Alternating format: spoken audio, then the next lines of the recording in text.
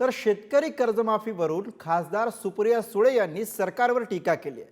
शेतकरी कर्जमाफीचा मुहूर्त 4.5 वर्षांनी येईल, आज उद्या कर्जमाफी होईल असं वाटत नाही असं म्हणत शेतकरी कर्जमाफीच्या फडणवीसांच्या विधानावर सुप्रिया सुळे यांनी प्रतिक्रिया दिली आहे। योग्य वेळी शेतकरी कर्जमाफी करू असं मुख्यमंत्री फडणवीसांनी म्हटलं होतं।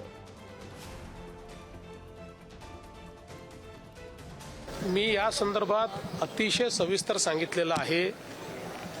कर्जमाफी कधी करायची या संदर्भातल्या काही त्याचे नियम आहेत, त्या संदर्भात त्याची एक पद्धती आहे। या सरकारने दिलेला एकही शब्द हे सरकार फिरवणार नाही। उचित वेळी योग्य वेळी हा निर्णय देखील राज्य सरकार निश्चितपणे घेईल। जसं त्यांनी ठरवलंय आता की शेतकऱ्याची कर्जमाफी बरोबर वेळ येईल तेव्हा करू। आता ती बरोबर वेळ कधी येईल हे पांडुरंगालाच माहिती। ती वेळ यायला 4.5 वर्ष आहेत। तर मला नाही वाटत की आज का आज उद्या काय आपल्याला सरसकट कर्जमाफी होणार आहे।